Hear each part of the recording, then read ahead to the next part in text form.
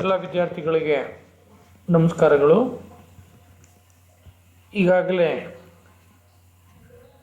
26 ಮತ್ತು 27ನೆಯ ಸೆಷನನ್ನು ನಾವು ತಿಳ್ಕೊಂಡಿದ್ದೀವಿ. ಈಗ ಫಸ್ಟ್ BA ಕುವೆಂಪು ವಿಶ್ವವಿದ್ಯಾನಿಲಯದ ಮೊದಲನೇ ಸೆಮಿಸ್ಟರಿನ ಮ್ಯಾನೇಜರಿಯಲ್ ಎಕನಾಮಿಕ್ಸ್ನ 28ನೆಯ ಸೆಷನನ್ನು ಪ್ರಾರಂಭ ಮಾಡೋಣ. Dear students, let's begin session 28 of Managerial Economics of Kuveಂಪು University, first BA, first semester. In this particular session, we are going to explain you about the various factors which determines demand. That is, how demand is determined by the various factors. ಈ ಒಂದು 28ನೆಯ ಸೆಷನ್ನಲ್ಲಿ ನಾವು ಬೇಡಿಕೆ ಯಾವ ಅಂಶಗಳಿಂದ ನಿರ್ಧಾರ ಆಗುತ್ತೆ ಎಂಬುದರ ಬಗ್ಗೆ ತಿಳ್ಕೊಳ್ಳೋಣ. ಹಿಂದಿನ ಅಂದರೆ 27ನೇ ಸೆಷನಲ್ಲಿ ನಾವು ಏನು ಮಾಡಿದ್ವಿ ಅಂತ ಹೇಳಿದ್ರೆ, ಬೇಡಿಕೆ ಮತ್ತು ಬೇಡಿಕೆಯ ವಿವರಣೆ ಹಾಗೂ ಬೇಡಿಕೆಯ ಪ್ರಕಾರಗಳನ್ನು ತಿಳ್ಕೊಂಡಿದ್ದೀವಿ. In the last session we understood about the basic definitions of demand and the various types of demands. So in this particular session we are going to teach you how the demand for a particular commodity is influenced by various factors. That is, which are the factors which determines the demand. So these are the outcomes of this particular session. ಈ ಒಂದು ಸೆಷನ್ನಲ್ಲಿ ನೀವೇನು ತಿಳ್ಕೊಳ್ತೀರಾ ಅಂತ ಹೇಳಿದ್ರೆ, ಬೇಡಿಕೆ ಯಾವ ಅಂಶಗಳಿಂದ ನಿರ್ಧರಿತವಾಗುತ್ತೆ, ಬೇಡಿಕೆ ಹೆಚ್ಚಾಗಲಿಕ್ಕೆ ಮತ್ತು ಕಡಿಮೆ ಆಗಲಿಕ್ಕೆ ಏನೇನು ಪ್ರಮುಖ ಕಾರಣಗಳು ಎಂಬುದನ್ನು ನಾವು ತಿಳ್ಕೊಳ್ತೀವಿ. ಸೊ ಈಗ ಡಿಟರ್ಮಿನೆಂಟ್ಸ್ ಆಫ್ ಡಿಮ್ಯಾಂಡ್ ಅಂದರೆ ಬೇಡಿಕೆಯ ನಿರ್ಧಾರಕಗಳು ಯಾವುವು ಅನ್ನೋದ್ರ ಬಗ್ಗೆ ವಿಶೇಷವಾಗಿ ನಾವು ಸಂಪೂರ್ಣವಾಗಿ ತಿಳ್ಕೊಳ್ಳೋಣ. In a particular economy there are many factors which determines demand. That is, whenever these factors changes or alters, the demand will either increase or decrease. The effect of all the factors and amount demanded for a commodity is called as a demand function. So these factors may be either political, economic, social and other. So ಇಲ್ಲಿ ಬೇಡಿಕೆ ನಿರ್ಧಾರವಾಗುವಂಥ ಅಂಶಗಳೇನಿದಾವಲ್ಲ, ಇವು ಸಂಪೂರ್ಣವಾಗಿ ಬೇಡಿಕೆಯ ಬಿಂಬಕವನ್ನು ಸೂಚಿಸುವಂತಹ ಅಂಶಗಳಾಗಿರ್ತವೆ. ಇಲ್ಲಿ ಬೇಡಿಕೆ ಹೆಚ್ಚು ಅಥವಾ ಕಡಿಮೆ ಆಗುವಂತಹ ಅಂಶಗಳು ಸಾಮಾಜಿಕ ಇರಬಹುದು, ರಾಜಕೀಯ ಇರಬಹುದು ಅಥವಾ ಆರ್ಥಿಕ ಕಾರಣಗಳಿರಬಹುದು. ಇದರಲ್ಲಿ ಪ್ರಮುಖವಾಗಿರುವಂತಹದ್ದನ್ನು ನಾವು ಪಟ್ಟಿ ಮಾಡಿದ್ದೀವಿ. The factors which determine demands may be categorised into 10 factors. ಆ 10 ಅಂಶಗಳ ಬೇಡಿಕೆಯನ್ನು ನಿರ್ಧಾರ ಮಾಡುವಂಥ ಪ್ರಮುಖ ಅಂಶಗಳಿರ್ತವೆ ಅಂತ ನಾವು ಹೇಳ್ಬೋದು. ಮೊದಲನೆಯದಾಗಿ price of commodity, income of the consumer, prices of related goods, taste of the consumers, wealth, population, government policy, expectations regarding the future, climate and weather, state of business. ಅಂದರೆ ವಸ್ತುಗಳ ಬೆಲೆಗಳು, ಉಪಭೋಗಿಗಳ ಆದಾಯ, ಬದಲಿ ವಸ್ತುಗಳ ಬೆಲೆಗಳು, ಉಪಭೋಗಿಗಳ ಅಭಿಪ್ರಾಯಗಳು ಅಥವಾ ಉಪಭೋಗಿಗಳ ಒಂದು ಒಲವು ಮತ್ತು ಅಭಿರುಚಿಗಳು, ಸಂಪತ್ತು, ಜನಸಂಖ್ಯೆ, ಸರ್ಕಾರದ ನೀತಿ, ಭವಿಷ್ಯದ ಬಗ್ಗೆ ಇರುವಂತಹ ಕಾಳಜಿ ಅಥವಾ ಯೋಚನೆ, ಹವಾಮಾನ ಅಥವಾ ವ್ಯವಹಾರದ ಒಂದು ಅಂಶಗಳನ್ನು 10 ಅಂಶಗಳನ್ನಾಗಿ ನಾವು ಹೇಳ್ತೀವಿ. ಸೊ ಮೊದಲನೇದಾಗಿ price of the commodity. See dear students, whenever you are going to purchase a particular commodity, first thing that it comes to your mind is, what is the price? So the price is the primary factor which determines demand. Whenever the price of a commodity is low, we intend to purchase more, and it's vice versa. So it means whenever there is a low prices, the demand is high, and whenever there is a high price, the demand is low, which is explained in the concept of law of demand that you are going to learn in next sessions. ಮೊದಲನೇ ಅಂಶ ಅಂದರೆ ವಸ್ತುಗಳ ಬೆಲೆಗಳು. ಇದು ಬೇಡಿಕೆಯನ್ನು ನಿರ್ಧರಿಸುವಂತಹ ಅತ್ಯಂತ ಪ್ರಮುಖವಾದಂತಹ ಒಂದು ಅಂಶ. ಯಾಕಪ್ಪ ಅಂತ ಹೇಳಿದ್ರೆ, ಒಂದು ವಸ್ತುವನ್ನು ನೀವು ಕೊಂಡ್ಕೊಳ್ಳಿಕ್ಕೆ ಮಾರ್ಕೆಟಿಗೆ ಹೋದಾಗ ಮೊದಲು ಏನು ಕೇಳ್ತೀರಾ? ಬೆಲೆ ಎಷ್ಟಪ್ಪ ಅಂತ ಕೇಳ್ತೀರಾ.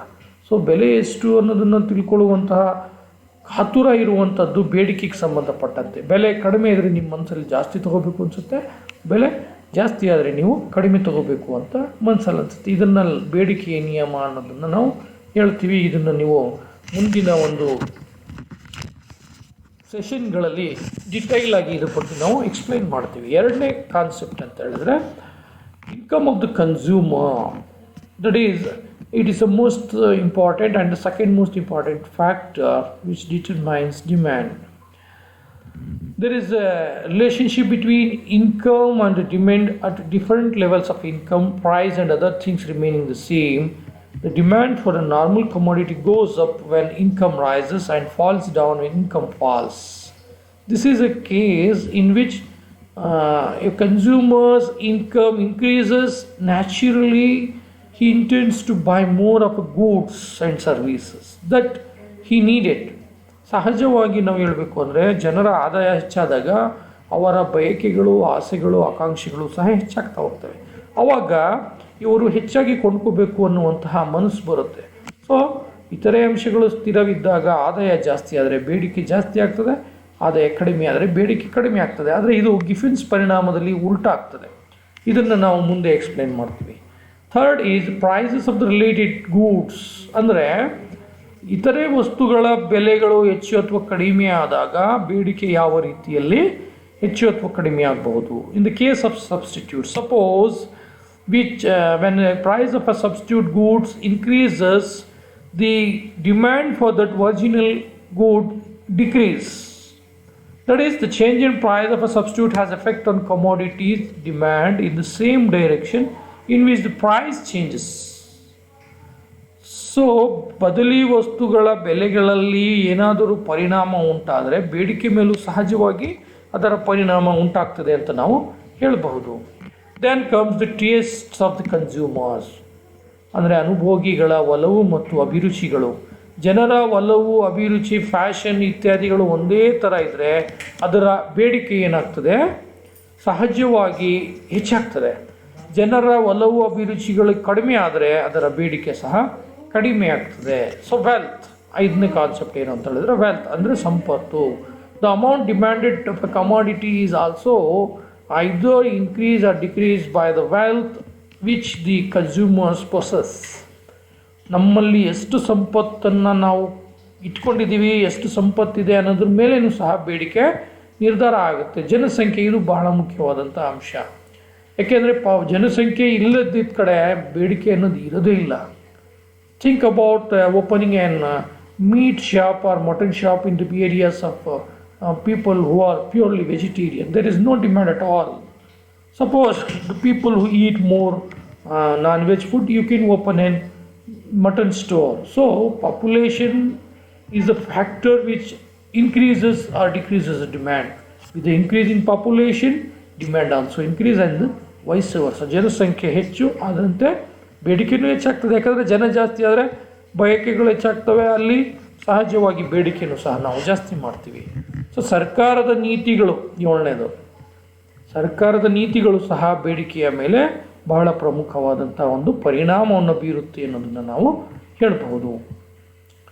ಆಮೇಲೆ ಎಕ್ಸ್ಪೆಕ್ಟೇಷನ್ಸ್ ರಿಗಾರ್ಡಿಂಗ್ ದ ಫ್ಯೂಚರ್, ಭವಿಷ್ಯದ ಮೇಲೆ.